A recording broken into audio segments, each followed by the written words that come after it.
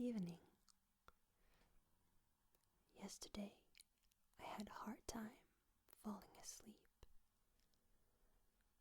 and I thought to myself, I would love to have somebody read a nice book to me when I have trouble falling asleep.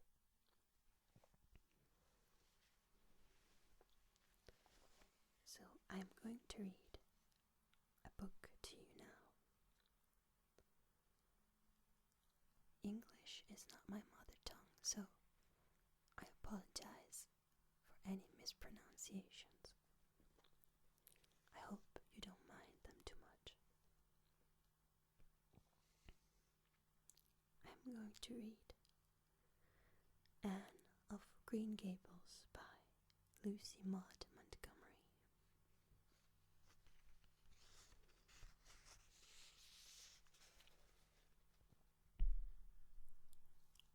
Chapter 1. Mrs. Rachel Lynde is surprised.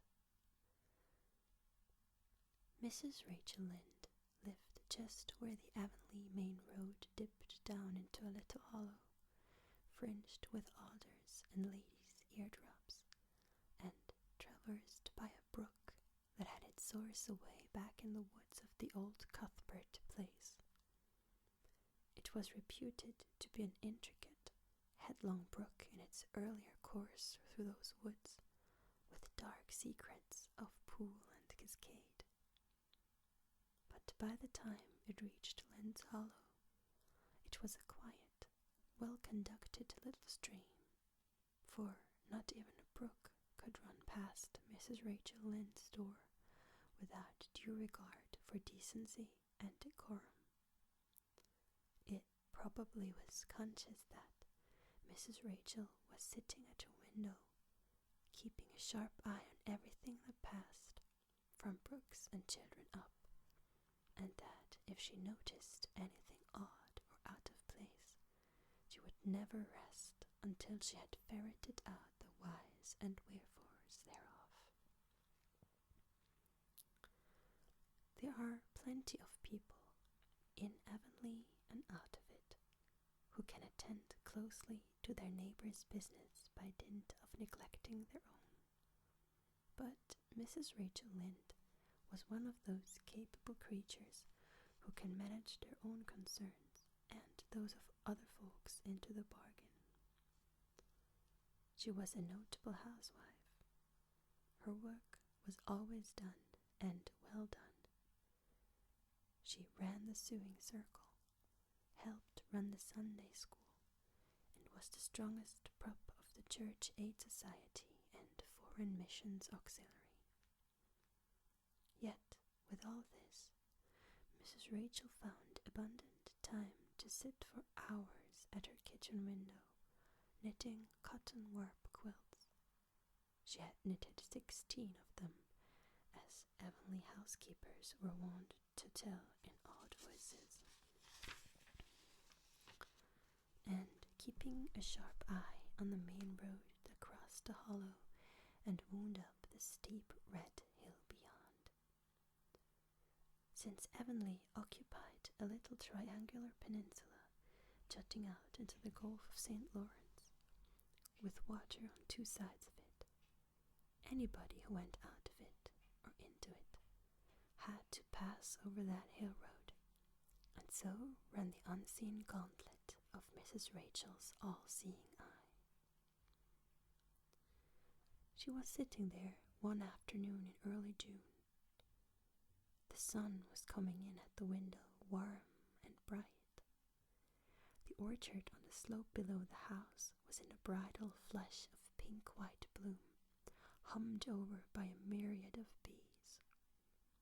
Thomas Lynde, a meek little man whom Avonlea people called Rachel Lynde's husband, was sowing his late turnip seed on the hill field beyond the barn. And Matthew Cuthbert ought to have been sowing his on the big red brook field away over by Green Gables. Mrs. Rachel knew that he ought, because she had heard him tell Peter Morrison the evening before in William J. Blair's store over at Carmody that he meant to sow his turnip seed the next afternoon. Peter had asked him, of course, for Matthew Cuthbert had never been known to volunteer information about anything in his whole life. And yet, here was Matthew Cuthbert at 3:30 on the afternoon of a busy day, placidly driving over the hollow and up the hill. Moreover, he wore a white collar and his best suit of clothes, which was plain proof that he was going out of Avonlea. And he had the buggy and the sorrel mare, which betokened that he was going a considerable distance. Now, where was Matthew Cuthbert going, and why was he going there? Had it been any other man in Avonlea, Mrs. Rachel, deftly putting this and that together, might have given a pretty good guess as to both questions. But Matthew so rarely went from home that it must be something pressing and unusual which was taking him. He was the shyest man alive and hated to have to go among strangers or to any place where he might have to talk.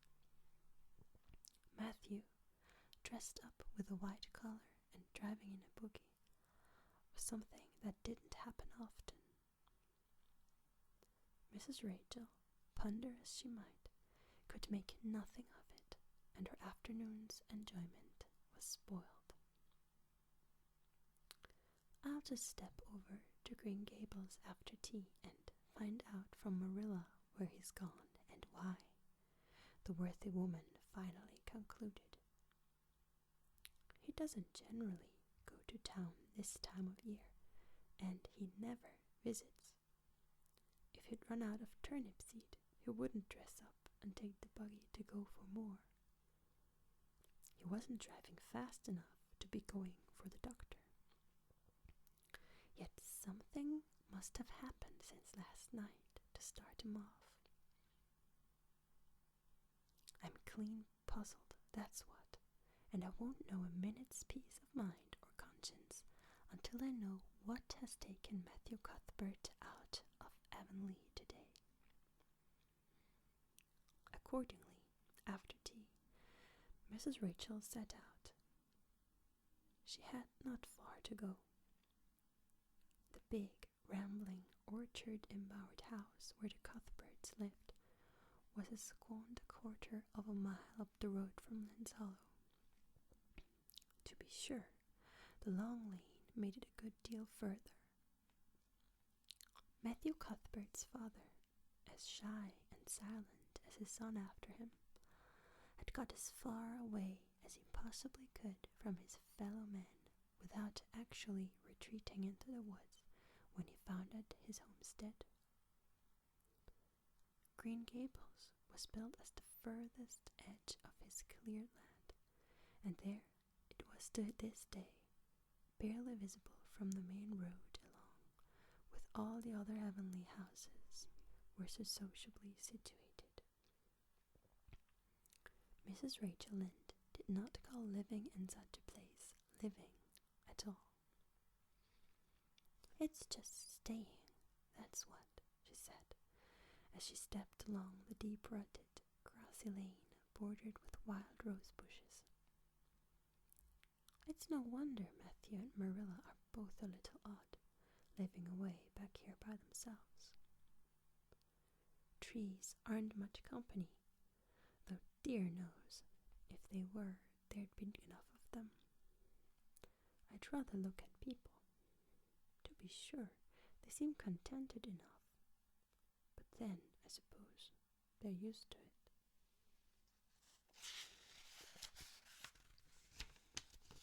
A body can get used to anything, even to being hanged, as the Irishman said.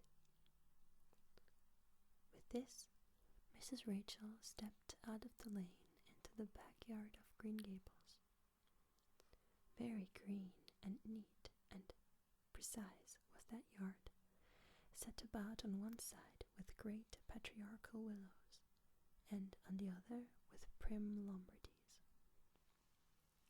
Not a stray stick nor stone was to be seen, for Mrs. Rachel would have seen it if there had been. Privately, she was of the opinion that Marilla Cuthbert swept that yard over as often as she swept her house. One could have eaten a meal off the ground without overbrimming the proverbial peck of dirt. Mrs. Rachel rapped smartly at the kitchen door and stepped in when bidden to do so. The kitchen at Green Gables was a cheerful apartment, or would have been cheerful if it had not been so painfully clean as to give it something of the appearance of an unused parlor. Its windows looked east and west. Through the west one, looking out on the backyard, came a flood of mellow June sunlight. But the east one, whence you got a glimpse of the bloom-white cherry trees in the left orchard and nodding, slender birches down in the hollow by the brook, was screened over by a tangle of vines.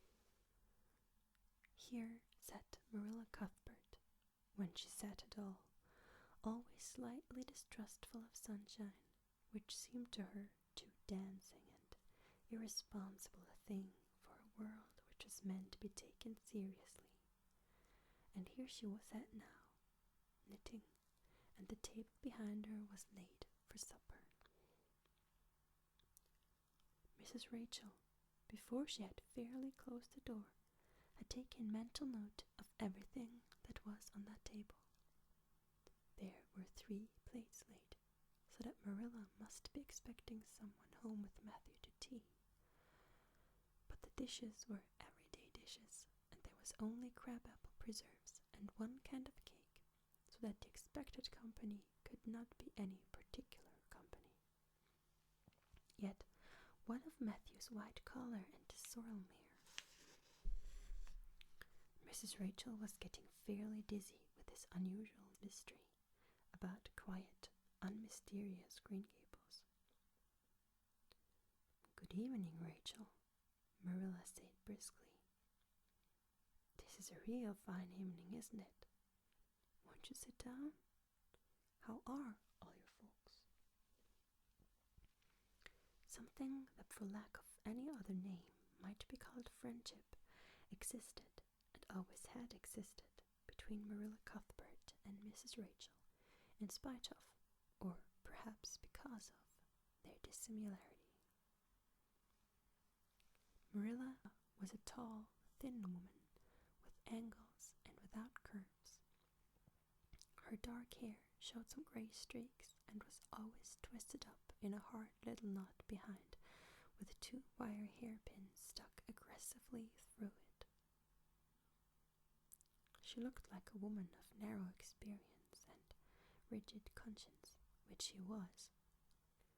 But there was a saving something about her mouth which, if it had been ever so slightly developed, might have been considered indicative of a sense of humor. "We're all pretty well," said Mrs. Rachel. "I was kind of afraid you weren't, though, when I saw Matthew starting off today. I thought maybe he was going to the doctor's." Marilla's lips twitched understandingly. She had expected Mrs. Rachel up. She had known that the sight of Matthew jaunting off so unaccountably would be too much for their neighbor's curiosity. "Oh no, I'm quite well, although I had a bad headache yesterday," she said. "Matthew went to Bright River. We're getting a little boy from an orphan asylum in Nova Scotia, and he's coming on the train tonight." If Marilla had said that Matthew had gone to Bright River to meet a kangaroo from Australia, Mrs. Rachel could not have been more astonished. She was actually stricken dumb for 5 seconds. It It was unsupposable that Marilla was making fun of her, but Mrs. Rachel was almost forced to suppose it.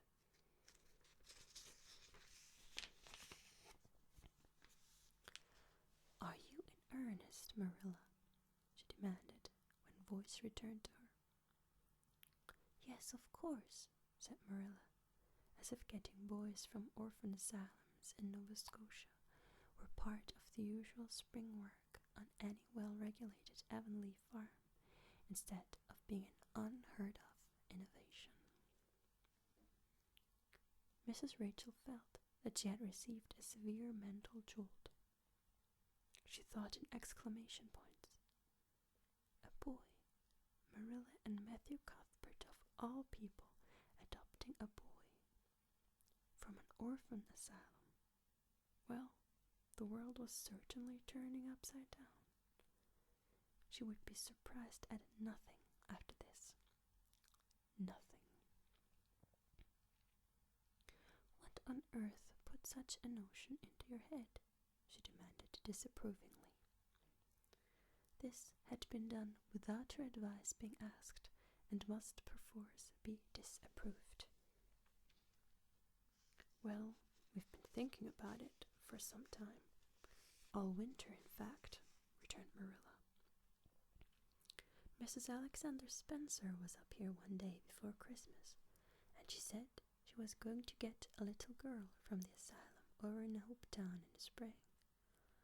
Her cousin lives there, and Mrs. Spencer has visited her and knows all about it. So Matthew and I have talked it over off and on ever since. We thought we'd get a boy. Matthew is getting up in years, you know. He's 60, and he isn't so spry as he once was. His heart troubles him a good deal.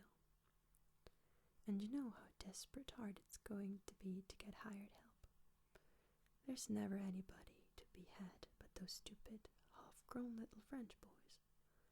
And as soon as you do get one broke into your ways and taught something, he's up and off to the lobster canneries or the States. At first, Matthew suggested getting a Barnet boy, but I said no flat to that. They may be all right. I'm not saying they're not, but no London street Arabs for me, I said. Give me a native born at least. There'll be a risk, no matter who we get. But I'll feel easier in my mind and sleep sounder at night if we get a born Canadian.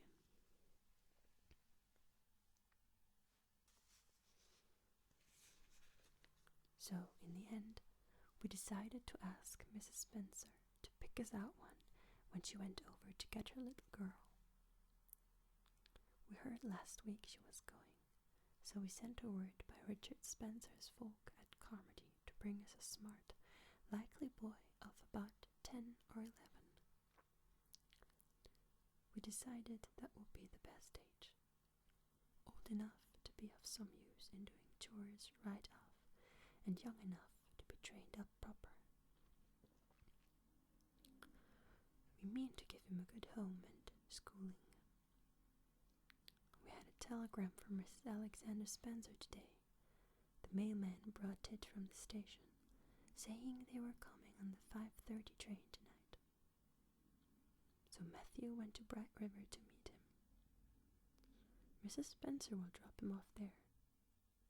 Of course, she goes on to White Sands Station herself. Mrs. Rachel prided herself on always speaking her mind. She proceeded to speak it now, having adjusted her mental attitude to this amazing piece of news. Well, Marilla, I'll just tell you plain that I think you're doing a mighty foolish thing. A risky thing, that's what. You don't know what you're getting. You're bringing a strange child into your house and home, and you don't know a single thing about him, nor what his disposition is like, nor what sort of parents he had, nor how he's likely to turn out. Why, it was only last week I read in the paper how a man and his wife up west of the island took a boy out of an orphan asylum and he set fire to the house at night. Set it on purpose, Marilla, and nearly burned them to a crisp in their beds. And I know another case where an adopted boy used to suck the eggs. They couldn't break him of it. If you had asked my advice in the matter, which you didn't do, Marilla, I'd have said, for mercy's sake, not to think of such a thing. That's what. This job's comforting seemed neither to offend nor alarm Marilla. She knitted steadily on. I don't deny there's something in what you say, Rachel. I've had some qualms myself, but Matthew was terrible set on it. I could see that, so I gave in. It's so seldom Matthew sets his mind on anything that when he does, I always feel it's my duty to give in. And as for the risk, there's risks in pretty near everything a body does in this world. There's risks in people having children of their own if it comes to that. They don't always turn out well. And then Nova Scotia is right close to the island. It isn't as if we're getting him from England or the States. He can't be much different from ourselves. Well, I hope it will turn out all right, said Mrs. Rachel, in a tone that plainly indicated her painful doubts. Only don't say I didn't warn you if he burns Green Gables down or puts strychnine into the well. I heard of a case over in New Brunswick where an orphan asylum child did that, and the whole family died in fearful agonies. Only it was a girl in that instance. Well, we're not getting a girl, said Marilla, as if poisoning wells were a purely feminine accomplishment and not to be dreaded in the case of a boy. I'd never dream of taking a girl to bring up. I wonder at Mrs. Alexander Spencer for doing it. But there, she wouldn't shrink from adopting a whole orphan asylum if she took it into her head. Mrs. Rachel would have liked to stay until Matthew came home with his imported orphan. But, reflecting that it would be a good 2 hours at least before his arrival, she concluded to go up the road to Robert's Bells and tell them the news. It would certainly make a sensation, second to none, and Mrs. Rachel dearly loved to make a sensation. So she took herself away, somewhat to Marilla's relief, for the latter felt her doubts and fear reviving under the influence of Mrs. Rachel's pessimism. Well, of all things that ever were or will be, ejaculated Mrs. Rachel when she was safely out in the lane. It does really seem as if I must be dreaming. Well, I'm sorry for that poor young one, and no mistake. Matthew and Marilla don't know anything about children, and they'll expect him to be wiser and steadier than his own grandfather, if so be's he'd ever had a grandfather, which is doubtful. It seems uncanny to think of a child at Green Gables somehow. There's never been one there, for Matthew and Marilla were grown up when the new house was built. If they ever were children, which is hard to believe when one looks at them. I wouldn't be in that orphan's shoes for anything. My, but I pity him, that's what. So said Mrs. Rachel to the wild rose bushes out of the fullness of her heart. But if she could have seen the child who was waiting patiently at the Bright River station at that very moment, her pity would have been still deeper and more profound.